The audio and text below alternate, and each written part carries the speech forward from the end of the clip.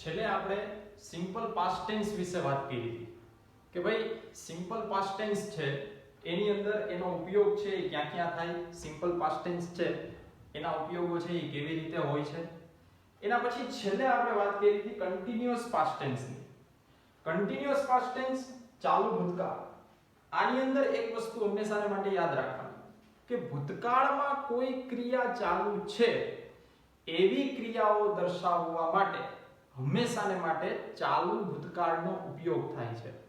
એ ઉપરાંત આપણે એક વસ્તુ છે એ સમજાતા કે ભાઈ ચાલુ ભૂતકાળની અંદર બીજી કઈ ક્રિયાઓ આવે તો કે જે ક્રિયા સતત ચાલતી હતી અને બીજી ક્રિયા થઈ એવી ક્રિયાઓ દર્શાવવા માટે ચાલુ ભૂતકાળનો ઉપયોગ થાય છે. ફોર એક્ઝામ્પલ આપણે એક રીતે સતત ચાલતી ક્રિયા છે એ આપણે કન્ટિન્યુઅસ પ્રેઝન્ટ ટેન્સ ની અંદર જોઈ કે ભાઈ કન્ટિન્યુઅસ પ્રેઝન્ટ ટેન્સ માં આપણે જોયું કે ભાઈ સતત ચાલતી ક્રિયાઓ છે એ કેવી હોય તો કે ભાઈ એક સમયે એ ક્રિયા શરૂ થઈ અમુક સમય સુધી એ સતત ચાલી પછી એ પૂર્ણ થઈ એટલે એ ક્રિયા છે એ કેવી છે તો કે કન્ટિન્યુઅસ પ્રેઝન્ટ ટેન્સ છે. પણ કન્ટિન્યુઅસ પાસ્ટ ટેન્સ ની અંદર જે સતત ચાલતી ક્રિયા એટલે શું તો કે ભૂતકાળમાં કોઈ ક્રિયા સતત ચાલતી રહી અને એના પછી એક બીજી ક્રિયા પણ થઈ. તો હવે જે સતત ચાલતી ક્રિયા છે અને જે બીજી ક્રિયા છે તો પહેલી ક્રિયાને જે સતત ચાલતી હતી એને આપણે શેનાથી દર્શાવીએ છીએ તો કે એને આપણે હંમેશાને માટે ચાલુ ભૂતકાળમાં દર્શાવીએ છીએ અને બીજી ક્રિયા છે એને સાદા ભૂતકાળમાં દર્શાવીએ છીએ. તો એની સાથોસાથ એ વસ્તુ સમજી લેવાની કે સતત ચાલતી ક્રિયા એટલે ઈ કોઈ પણ એવું વાક્ય પણ હોઈ શકે કે while I was reading the light went out. તો બીજી ક્રિયા કઈ થઈ તો કે લાઇટ નું જતું રહેવું એ એની બીજી ક્રિયા થઈ. પણ એની પહેલા જે ક્રિયા છે એ કેવી ચાલતી હતી તો કે સતત ચાલતી હતી કે ભાઈ while I was reading the light went out એટલે કે જ્યારે હું વાંચતો હતો ત્યારે લાઇટ છે એ જતી રહી હતી. તો પહેલી ક્રિયા છે એ કેવી થઈ તો કે એ સતત ચાલતી હતી એટલે એ ચાલુ ભૂતકાળ થઈ. બીજી ક્રિયા છે એ સાદા ભૂતકાળમાં થઈ. એ ઉપરાંત એક વાત એ પણ કે ચાલુ ભૂતકાળની અંદર કોઈ ક્રિયા છે એ એડવર્બ ઓફ પાસ્ટ ટાઈમ ની સાથે પણ આવે છે પણ એ ક્રિયા ચાલુ હતી એવું એ દર્શાવે છે.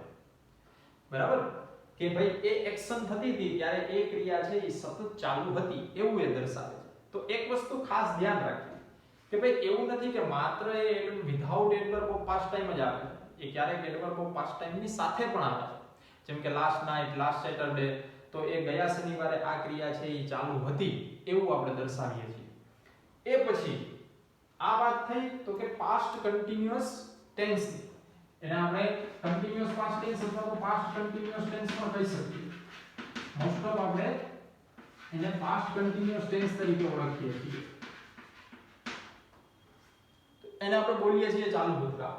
હવે વાત કરીએ આના સેન્ટેન્સ સ્ટ્રક્ચર. તો ગયા લેક્ચરની અંદર પણ મેં વાત કરી હતી કે ભાઈ સેન્ટેન્સ સ્ટ્રક્ચર છે એ ગોખવાના નથી, યાદ રાખવાના છે. એટલે જે તમને ચાલુ વર્તમાન કાળના સેન્ટેન્સ સ્ટ્રક્ચર્સ છે એમાં જે એમિઝારનો ઉપયોગ થાય છે એની જગ્યાએ તમે વોઝ વેર લગાડી દો એટલે એ ચાલુ ભૂતકાળના સેન્ટેન્સ સ્ટ્રક્ચર થઈ ગયા. એમાં કાંઈ બીજું કરવાનું છે નહીં.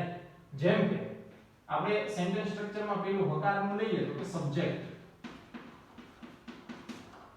ત્યારબાદ was were પ્લસ before એટલે કે verb ing પ્લસ object અને છેલ્લે other. હવે આ વાત થઈ હકારની. ત્યારબાદ શું આવશે તો કે નકાર. Subject plus was were plus not plus before plus object plus other.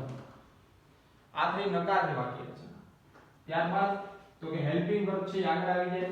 was were plus subject plus before plus object other word question mark.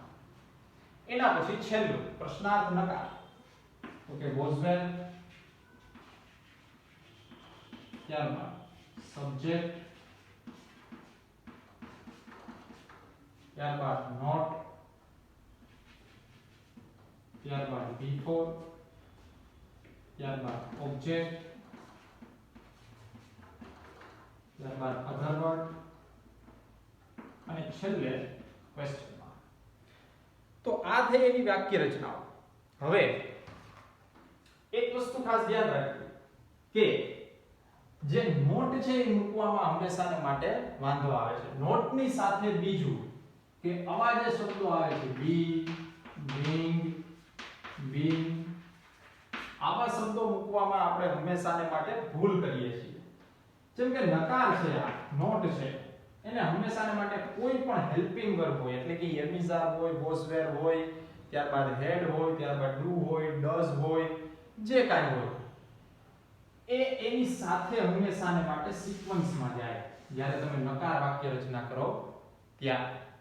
અને અહીંયા બી છે, બિંગ છે કે બીન છે એ હંમેશાને માટે મેઇન વર્બની સાથે રહીએ. આ વસ્તુ ખાસ ધ્યાન રાખવી. આ બે વસ્તુ અલગ છે અને આ વસ્તુ અલગ છે જ્યારે આ એની અંદર મિક્સ થાય ત્યારે. ઓકે, એના પછી તો કે અહીંયા વાત કરી લઈએ. આવા પ્રકારના તો વાક્યમાં આપણને વાંધો નથી આવતો કે ભાઈ વોઝ વેર, સબ્જેક્ટ અને નોટ, આમાં આપણે તરત મૂકી દઈએ. પણ જ્યારે હેવ હેઝ આવે, સબ્જેક્ટ આવે, બીન આવે અને વી4 આવે એટલે કે વર્બ આઈએનજી આવે ત્યારે આપણે થોડુંક આની અંદર ઊંધા સૌરું કરી નાખીએ છીએ કે ભાઈ આપણને ખ્યાલ નથી પડતો કે ક્યાં બીન મૂકવું જોઈએ. તો એક વસ્તુ ખાસ ધ્યાન રાખવી, જ્યારે પણ આ પ્રકારના વાક્ય બનતા હોય ત્યારે એટલે કે નકાર પ્રશ્નાર્થમાં તમે વાત કરતા હો ત્યારે કોઈ પણ હેલ્પિંગ વર્બ તો કે આગળ આવે, ત્યારબાદ તો કે સબ્જેક્ટ, ત્યારબાદ તો કે નોટ, ત્યારબાદ તો કે જે કાંઈ બી, બિંગ કે બિંગ કે જી કાંઈ આવતું હોય એ, ત્યારબાદ જો v1 આવતું હોય તો v1, v2 આવતું હોય તો v2, v3 આવતું હોય તો v3 અને v4 આવતું હોય તો v4, ત્યારબાદ ઓબ્જેક્ટ, અધર વર્ડ અને ક્વેશ્ચન માર્ક. હવે એક બીજી વાત કરી લઈએ. ક્યારે પણ ઇન્ટ્રોગેટિવ સેન્ટેન્સ છે એ ઇન્ટ્રોગેટિવ માર્ક સિવાય હોય નહીં એટલે કે પ્રશ્નાર્થ ચિહ્ન સિવાય ન હોય. એના જ પછી તો કે એક્સક્લેમેટરી સેન્ટેન્સ છે એ ક્યારેય પણ એક્સક્લેમેટરી માર્ક સિવાય હોય નહીં એટલે કે ઉદ્ગાર ચિહ્ન સિવાય હોતા નથી. તો જે કોઈ વાક્યનો પ્રકાર છે એના માટે એના ચિહ્ન છે તો એ ચિહ્ન હંમેશાને માટે એ વાક્યની અંદર લગાડવા જ પડે, એના સિવાય એ વાક્ય બનતા નથી. તો છેલ્લે આપણે એવું કરીએ છીએ કે ક્યારેક વાક્ય છે એ આખું સાચું લખીને છેલ્લે આ ન મૂકીએ તો આ વસ્તુ ખોટી છે કે ભાઈ આપણે આખું વાક્ય છે એ ઇન્ટ્રોગેટિવ લખ્યું અને ઇન્ટ્રોગેટિવ માર્ક છે એટલે કે પ્રશ્નાર્થ ચિહ્ન છે એ આપણે કર્યું નથી તો વાક્ય આખું ખોટું જ પડે. ભલે તમે આખું વાક્ય સાચું લખ્યું તો ઓકે. તો આ વસ્તુ છે એ એટલી છે કે હકાર, નકાર, પ્રશ્નાર્થ અને પ્રશ્નાર્થ નકાર.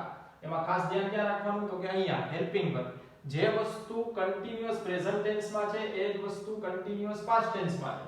એટલે કે એમિઝાર છે ત્યાં વોઝવેર કરી નાખો એટલે બધી જ જગ્યાએ એ કન્ટીન્યુઅસ પાસ્ટ ટેન્સની વાક્ય રચના બની ગઈ. બીજું કે આઈ, વી, યુ, હી, શી, ઇટ અને ધે એમાં આની સાથે વોઝ અને આની સાથે વોઝ, બાકી બધાની સાથે વેર નો ઉપયોગ થાય. એક આઈ ની સાથે વોઝ નો ઉપયોગ થાય ને હી, શી, ઇટ ની સાથે વોઝ નો ઉપયોગ થાય, બાકી બધાની સાથે વેર નો ઉપયોગ થશે. આ વસ્તુ ખાસ ધ્યાન રાખવી. હવે એના પછી જોઈએ કે કન્ટીન્યુઅસ પાસ્ટ ટેન્સ છે એટલે કે ચાલુ ભૂતકાળ છે એનો ઉપયોગ કઈ રીતે થાય. તો કે મુખ્યત્વે એના ઉપયોગ છે એ બે રીતે થાય છે.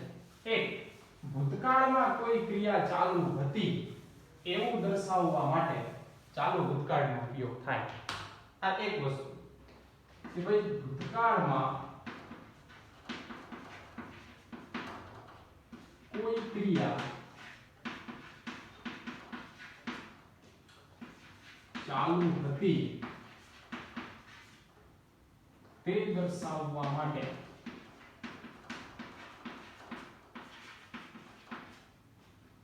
ચાલુ ભૂતકાળનો ઉપયોગ થાય છે.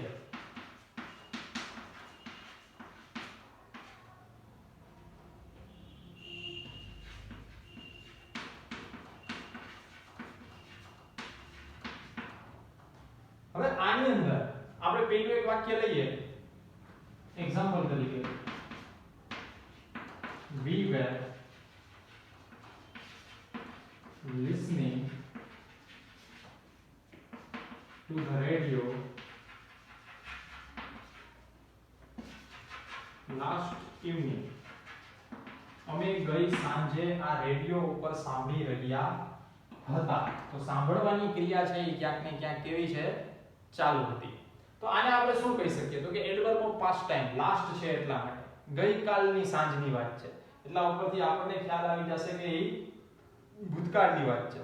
તો એડવર્બ ઓફ પાસ્ટ ટાઈમ નું કામ શું છે? તો કે એ આપણને તરત જ ખ્યાલ અપાવી દે કે આ ભૂતકાળની વાત છે, કે આ વર્તમાનની વાત છે, કે આ જે પૂર્ણ વર્તમાન કાળની વાત છે, કે આ પૂર્ણ ભૂતકાળની વાત છે. એ વાત છે એ મોસ્ટ ઓફ શું હોય કે એડવર્બ ઓફ પાસ્ટ ટાઈમ અહીંયા આમ આપણે એને ઇન્ડિકેટર્સ તરીકે ઓળખીએ છીએ કે દિશા નિર્દેશકો હોય કે ભાઈ તમને ખ્યાલ આવી જાય કે આ ટેન્સની વાત છે અથવા તો ટેન્સના આ પ્રકારની વાત છે. તો હવે એના પછી એવું નથી કે હંમેશાને માટે કોઈ પણ જે ચાલુ ભૂતકાળ છે એને આપણે હંમેશાને માટે કોઈ પણ એડવર્બ ઓફ પાસ્ટ ટાઈમની સાથે જ લઈ આવવું પડે તો જ આપણને સમજાય નહીં, એવી વાત નથી. તમે ખાલી માત્ર એવું લખો કે ભાઈ ધ, આપણે ખાલી એટલું લખીએ કે it was getting darker. It was getting darker. That means કે આની અંદર શું કહેવા માંગીએ છીએ કે સંધ્યા છે અથવા તો સાંજ છે, રાત છે, એમનો અંધારું છે એ થતું જતું હતું. તો જે અંધારું થવાની ક્રિયા છે એ શું હતી? તો કે ચાલુ હતી. હવે આના પછી આપણે કોઈ પણ બીજા એવા વાક્ય પણ મૂકી શકીએ. જેમ કે કોઈ બીજું એવું વાક્ય છે એ લખી શકીએ કે ભાઈ they were traveling to Mumbai last month. કે તેઓ મુંબઈ માટે ટ્રાવેલિંગ છે એ કરી રહ્યા હતા. તો ત્યારે એ ક્રિયા ભૂતકાળની અંદર ચાલુ હતી. તો આ વસ્તુ છે એ તમને સમજાય એટલા માટે મૂકું છું કે ભાઈ એડવર્બ ઓફ પાસ્ટ ટાઈમમાં લાસ્ટ મંથ ને લાસ્ટ નાઈટ ને લાસ્ટ ઇવનિંગ ને આવું આપણે લખીએ તો તમને ખ્યાલ આવે કે ભાઈ આ જે એ ભૂતકાળની વાત થાય છે. પણ એનો અર્થ એવો નથી કે ક્રિયા છે એ હંમેશાને માટે આવા એડવર્બ ઓફ પાસ્ટ ટાઈમની સાથે જ આવે. નહીં, એવું જરૂરી નથી. એ માત્ર ને માત્ર આ રીતે પણ ક્રિયા છે એ દર્શાવી દેવામાં આવે છે કે ભાઈ it was getting darker. તો that means કે એ ક્રિયા ત્યારે ચાલુ હતી. તો તમે કોઈ સ્ટોરી વાંચતા હો, તમે કોઈ વાર્તા વાંચતા હો, બરાબર, તમે કોઈ એસે વાંચતા હો, તો એમાં જે તમે કોઈ લેસન વાંચતા હો છો, યુનિટ જે હોય છે, તો એમાં દર વખતે એડવર્બ ઓફ પાસ્ટ ટાઈમ પછી એ ન આપ્યું હોય.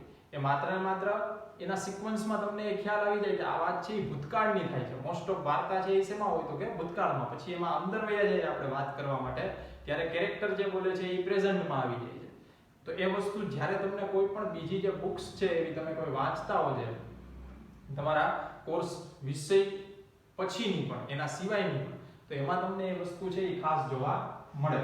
તો આ વસ્તુ છે એ હંમેશાને માટે ખાસ ધ્યાન રાખવી કે ભાઈ હંમેશાને માટે એડવર્બ ઓફ પાસ્ટ ટાઈમની સાથે આવતું નથી.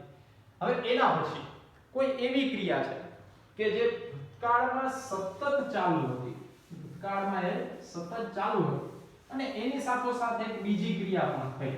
તો એ સતત ચાલતી ક્રિયા છે એને આપણે હંમેશાને માટે શેમાં લેવી પડે? તો કે એ કન્ટિન્યુઅસ પાસ્ટ ટેન્સ ચાલુ ભૂતકાળની અંદર આવે છે. તો એને આપણે દર્શાવીએ તો આ રીતે કહી શકીએ કે ભાઈ કોઈ ક્રિયા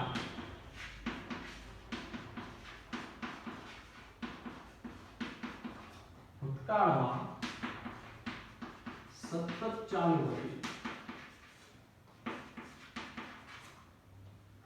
ત્યારબાદ બીજી કોઈ ક્રિયા થઈ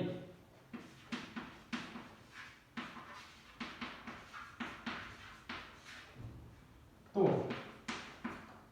સતત ચાલતી ક્રિયાને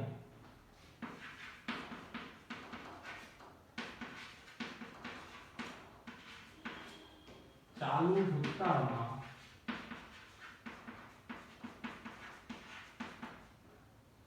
દર્શાવવામાં આવે છે.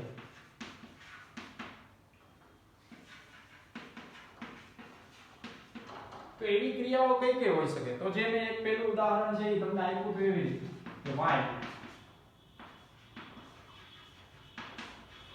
I was reading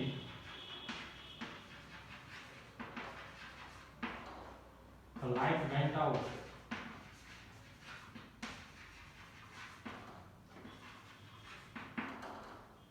તો આમાં તમે શું કહેવા માંગો છો કે એક ક્રિયા છે એ આ થઈ ત્યારે એક વસ્તુ હંમેશા માટે ધ્યાન રાખવી કે આ જે સતત ચાલતી ક્રિયા છે એ ચાલુ ભૂતકાળમાં આવશે, પણ એના પછીની જે બીજી ક્રિયા છે એ હંમેશા માટે સાદા ભૂતકાળની અંદર દર્શાવવી પડે છે. આ જ રીતે બીજી ક્રિયા આપણે પૂર્ણ ભૂતકાળમાં પણ જોશું, પણ એ અલગ રીતે હશે. આ જે સતત ચાલતી ક્રિયા છે એ ચાલુ ભૂતકાળમાં, અને જે બીજી ક્રિયા એના પછીની થાય છે એ શેમાં આવે તો કે સાદા ભૂતકાળમાં. કે ભાઈ while I was reading the light went out, એના પછી તો કે while the exam was going on, I had headache.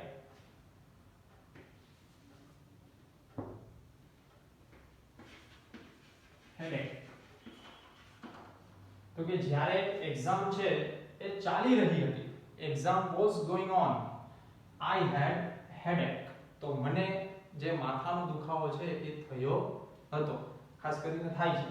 તો ધેટ મીન્સ કે આ ક્રિયા છે એ કેવી હતી તો કે સતત ચાલતી હતી એવી ક્રિયા છે. એના પછી કઈ ક્રિયા થઈ તો કે આ ક્રિયા થઈ. એ ક્રિયાને આપણે શેમાં દર્શાવ્યું તો કે એ સાદા ભૂતકાળમાં દર્શાવ્યું. બીજી એક વાત કહી દઉં કે have નું V2 નું રૂપ had થાય અને V3 નું રૂપ પણ had થાય, એટલે આને કોઈ એવી રીતે સમજતા નહીં કે આ સાદો ભૂતકાળ નથી. ઓકે, આ સાદો ભૂતકાળ જ છે. આ વસ્તુ ખાસ ધ્યાન રાખવી કે have નું જ્યારે આપણે સ્વતંત્ર ક્રિયાપદ તરીકે લઈએ ત્યારે એનું V2 છે એ પણ had થાય અને V3 છે એ પણ had જ થાય. એટલે આ વસ્તુ સમજવી. આને તમારે પૂર્ણ ભૂતકાળ સમજવાની જરાય જરૂર છે નહીં. આ સ્વતંત્ર ક્રિયાપદ તરીકે આવેલું છે. તો એવી પ્રકારની ક્રિયાઓ કે જે ક્રિયા ભૂતકાળમાં સતત ચાલુ હતી ત્યારબાદ કોઈ બીજી ક્રિયા થઈ, જે ક્રિયાઓ આપણે અહીંયા દર્શાવી. તો જે સતત ચાલતી ક્રિયાને આપણે ચાલુ ભૂતકાળમાં દર્શાવવામાં આવે છે, જ્યારે બીજી ક્રિયાને આપણે શેમાં દર્શાવવી પડે છે તો કે સાદા ભૂતકાળમાં. તો મુખ્યત્વે આ બે ક્રિયાઓ છે એનો ઉપયોગ હંમેશાને માટે જે ચાલુ ભૂતકાળની અંદર થાય છે. આ ઉપરાંત પણ એવી કોઈ ક્રિયા હતી જે હંમેશને માટે સતત હંમેશાને માટે ભૂતકાળમાં ચાલતી રહેતી હતી, એ કન્ટિન્યુઅસલી ચાલુ રહેતી હતી. એવી ક્રિયાઓ દર્શાવવા માટે હંમેશાને માટે આપણે શું દર્શાવવું પડે તો કે એને ચાલુ ભૂતકાળની અંદર દર્શાવવું પડે છે. જેમ કે આપણે કહીએ he was always singing. તમે આટલું લખો કે તે હંમેશાને માટે ગાતો રહેતો હતો.